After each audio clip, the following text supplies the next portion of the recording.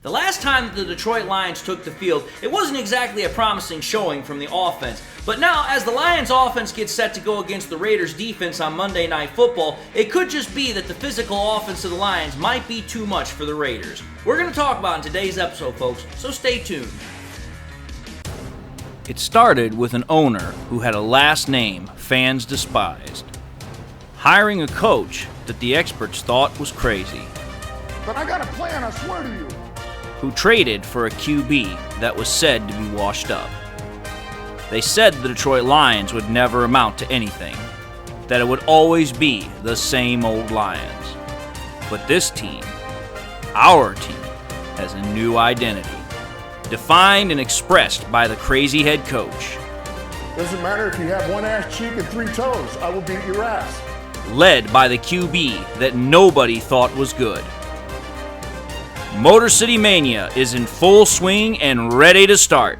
So join the show and be prepared for kneecap biting, because Motor City Mania starts right now. Hello everyone, and welcome back to yet another episode of MCM, Motor City Mania. I'm your host, David T. Pike, and we're diving in right now. As always, to those that are coming back to the show, I just want to say thank you all for coming back. Thank you all for your view, your support, your patronage. And to those that are tuning into the show for the very first time, I just want to say welcome on in. Hopefully you guys enjoy the content. Thank you all for giving my show a shot, and hopefully I gain your subscription if I've deserved it and earned it. And as always, I just want to say to everybody, God bless, and let's dive into the content. So, here's the thing, folks.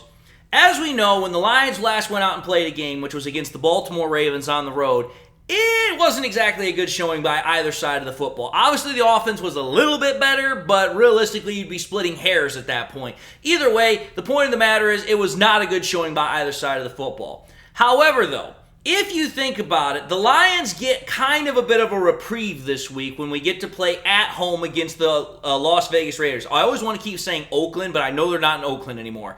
Anyway, the point of the matter is that the Lions are getting kind of a little bit of a reprieve. They're getting kind of like a little bit of, I would call it a little bit of grace from the schedule makers, if you will, because think about it. The Lions have been on the road for the last 2 weeks. The Lions just got their butts kicked by the freaking Baltimore Ravens on Sunday, 38-6. So it's like, okay here. This is a perfect game. This is a perfect situation. This is a perfect moment for the Lions to kind of refocus, regroup, kind of get back to their normal schedule, kind of get back to their normal base of operations, and get back to what they do well. And against the Raiders, I think that this is a perfect team for them to kind of get themselves right back on track. Because when we think about it here, today's episode, what we're going to be talking about is the Lions' offense, their offensive attack. Because that is realistically what I'm going to do. I'm going to split the offense and defense between two separate episodes. But when you think about it here really quickly, the Lions' offense, despite the bad showing against the Ravens, is what I mean here, the Lions' offense is still a top 10 offense. And again, it shows in the statistics, and I don't care what anyone wants to say. Jared Goff is still a top quarterback. This offense can still get up and score points in a hurry. And again, it shows in the stats. Because if you take a look at the stats that I put up on the screen for the Lions' offense, it is very plainly obvious that the Lions offense still is a top offense that has to be dealt and reckoned with on a weekly basis. Because again, when you think about it here, the Lions offense, it's 6th in points, it's 4th in yards, it's tied 9th in turnovers, which is a good thing. It's ranked 3rd in passing yards, 10th in rushing yards, it's tied for 16th in rushing average. It's 15th in scoring drive percentage, and it's 10th in turnover drive percentage. So again, this offense is definitely very capable of being able to still go out, still do its job very well. There is no doubt, there is no concern in my mind with this offense's capability to actually perform at a top level still. Now, that's the Lions' offense. However, though, when we take a look at the Lions' opponent, which is the Raiders, and their defense, it's not exactly a very good showing for the Raiders defense because, again, as I put the stats up on the board here, the Raiders are, the best way I can put them is they're subpar at best, but they're more closer to a bottom 10 defense. And again, it shows. They're 23rd in points. They're 19th in yards. They're tied 27th in turnovers, which that's bad because it means they don't get a lot of turnovers on defense. They are somewhat good in passing defense, but that's probably because of the fact that their rushing defense is so horrible. They're 10th in pass, but they're 29th in run rush. They're tied 21st in rushing average. They're tied 24th in scoring drive percentage. And they're 28th in turnover percentage. Pretty much, this is a defense that really does not know how to stop anybody. And pretty much anybody that likes to go up against this defense, they love to run the ball. Because when you're ranked near dead last, that means that you cannot stop almost anybody. So for the Lions, this is a really, really good team to be able to go up against to actually, kind of get their offense back into their normal rhythm, to kind of get them back to what they do best, which is run the ball, set up the play action pass, and score points. So, in today's episode, what we're going to kind of be looking at is how the Lions can actually do that. Now, I will say this. I know some people, especially Raiders fans that are probably going to see this, are going to be like, oh, well, that's not entirely fair, you're not being fair about this whole thing. Well, let's be entirely fair, too, about this. The Raiders have not exactly gone up against some really top offenses either. So the reason why I'm saying this is because I just said what the Lions' offensive rankings are. Well, when you take a look at the offenses that the Raiders have played against, again, not exactly the greatest offenses in the world either. If you take a look at every single opponent they played against, which is the Broncos, the Bills, the Steelers, the Chargers, the Packers, the Patriots, and the Bears the most recent one, more often than not, the offenses that they played against are kind of around the middle of the league. They're not exactly terrible, but they're also not exactly, the greatest thing in the world. In fact, the worst offense that they've gone up against is the Steelers, by far. The Steelers have arguably one of, if not the worst overall offense this year. And surprisingly enough, that game the Raiders lost.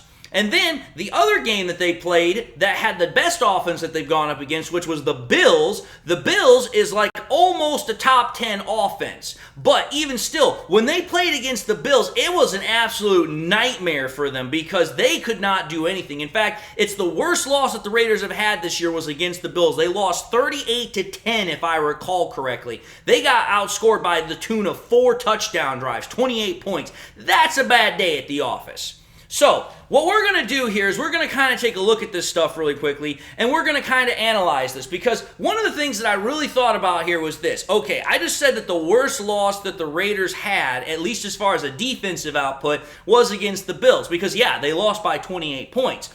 But to be fair, you have to take a look at how everybody did in that game, because the Raiders' offense gave up 3 turnovers to the Bills in that game, which in turn, the Bills then pretty much put on an absolute show against the Raiders because Josh Allen and I believe their running back, James Cook, they just absolutely had themselves a day. Because Josh Allen, in that game against the Raiders, 31 of 37, 274 yards, 3 touchdowns, no picks, 24.5 passer rating, and 82.7 QBR rating. And then when you take it, the running game with James Cook, 17 carries, 123 yards, 7.2 an average a rush, and the team in total almost ran for 200 yards. Now, why am I talking about the Bills here? Well, the reason I'm talking about the Bills, at least in this moment, because this is going to be the last time I talk about them, is simply this. The Bills are by far the most comparative and best offense that the freaking, Raiders have gone against, which, let me put it to you this way.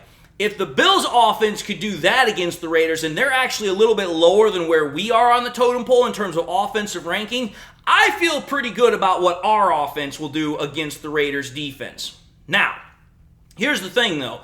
That Bills game was a couple of weeks ago, and I know this much is for a fact. You want to stick with the most recent games so that way you can kind of get a feel of what's going on here. So I decided, well, let's take a look at the second worst loss that the Raiders have had, which that would be coincidentally enough against the Chicago Bears that they just played last week. They lost to the Bears of all teams 30-12. Again, another ass spanking. But the worst part is the Bills are still considered a contending team. The Bears are contending for nothing except the basement of the NFC North, and that's about it.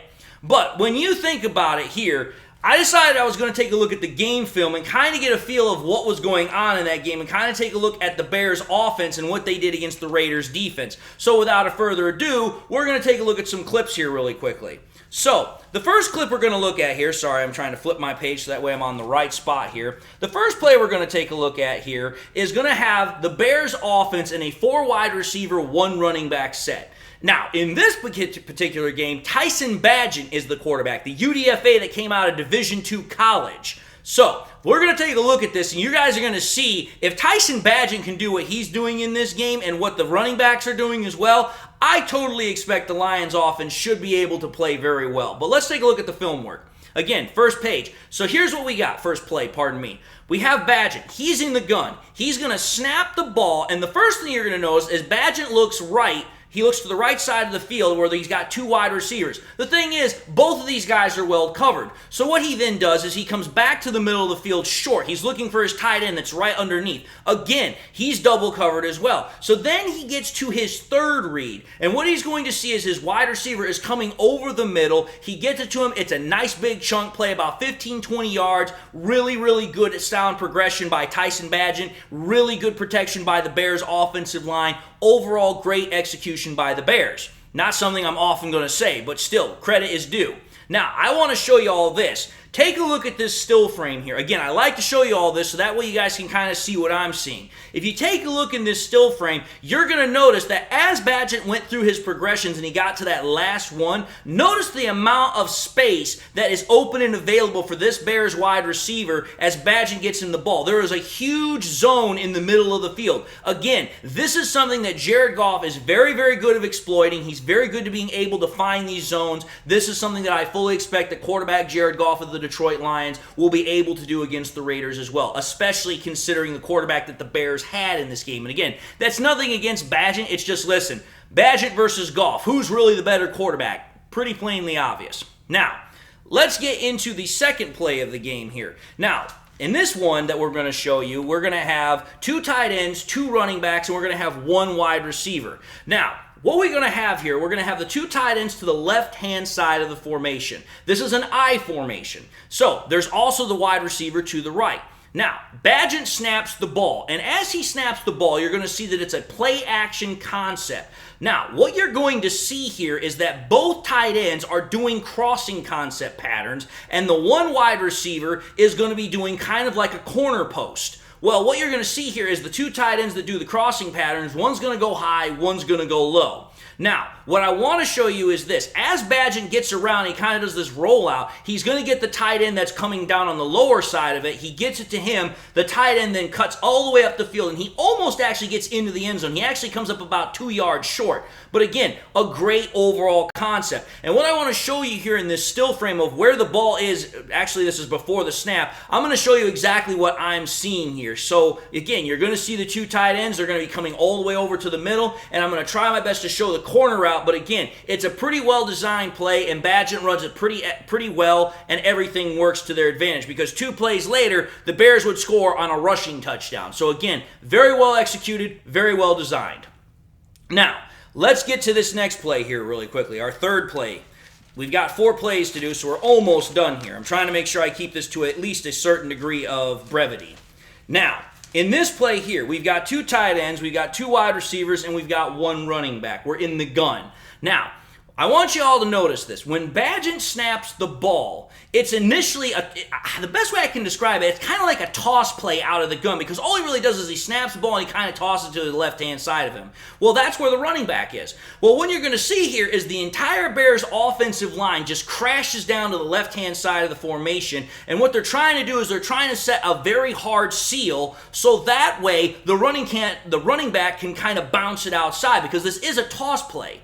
But what happens is they set the seal so well, and there's no Raiders defenders on the inside, that what the running back decides to do, which is D'Onta Foreman, he just cuts it right back up the middle, and again, picks up a nice big gain of, I think it was about 15, 20 yards, and you can see it when I show you the front side view of this in a still frame. Just notice how much open green grass there is for this running back. All he has to do is simply cut it back one way, and he's got himself nothing but green grass for about 10 straight yards. So again, this is something that I like to see because, again, I'm not trying to dog the Bears here, though I could do it all day. The Bears' offensive line is not that good, but yet against the Raiders' defensive line, they're able to get this kind of production, they're able to get this kind of push, so that way the Bears' running back, Foreman, can get up the field and pick up a lot of yardage. I don't know who's going to play the starting role at running back, most likely going to be Gibbs for the Lions, because I don't expect Montgomery to play, but in my honest opinion, if the Bears' offensive line can do this for their running back, I fully expect that our offensive line will be able to do it for our running back, which will most likely be Gibbs.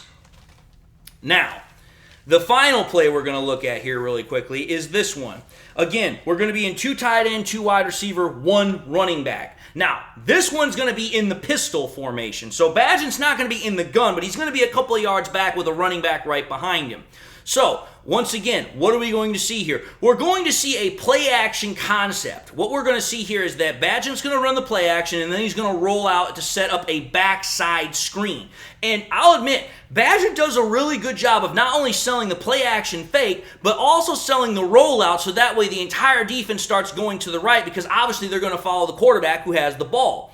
Well, as Bagent gets to the end of the rollout, he flips his hips to go back the other way, where the running back is waiting behind a literal wall of Bears offensive linemen. And again, he runs all the way up the field, gets himself another nice big chunk play of about 20-something yards. But again, what you're seeing here is that if the Bears can operate at this type of an execution level, and again, I'm not trying to dog the Bears, but the Bears are not that good of an offense as many Bears fans would like to think they are. But the fact that they're executing at such a high level against this Raiders defense, when they have a really bad offensive line, they're working with a rookie UDFA quarterback, and on top of that, they really don't have that many top-end weapons, but yet they're still able to get this kind of production, this kind of execution out of their offense.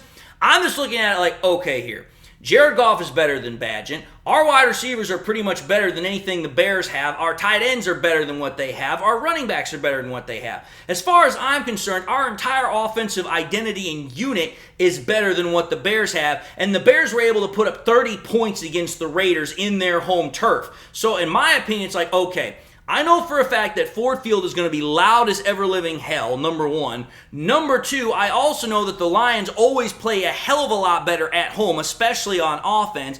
And number three, to kind of get us into the next episode here that I'm going to have in a day or so, the defense has got a lot of pent-up frustration and anger that they probably want to take out on the Raiders' offense, which should mean, considering the fact that the Raiders' offense is one of the worst in terms of giving up turnovers, the Lions' offense should get a lot of opportunities to score points off of said turnovers from the Lions defense. So, without further ado, I think I've done a pretty good job of explaining my position here, explaining the evidence, taking a look at some film analysis, some film study. I'd like to hear what your guys' thoughts are on the whole matter as we get closer and closer to game day. I would just like to say thank you all for this, and thank you all for everything that you do. And without further ado, I'm just going to say thank you all for watching yet another episode of MCM Motor City Mania. If you like what you saw, by all means, I highly encourage you all to do one of these 3 things, or all 3 of them if you could. Like, comment, and subscribe to the channel.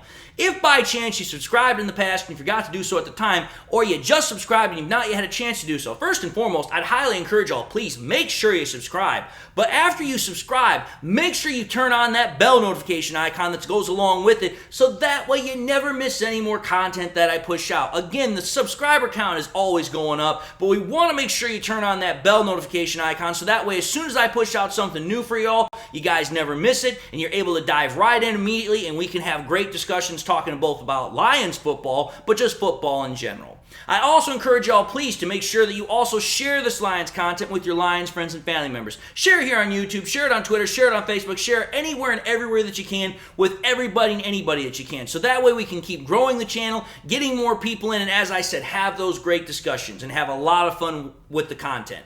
And as always, I just want to say to everybody, thank you all for what you do. Thank you all for your view, your support, your patronage. If I hadn't gained your subscription, hopefully I was able to. And without further ado, I just want to again say, God bless. And until the next time we meet, I'll see you all in the next episode.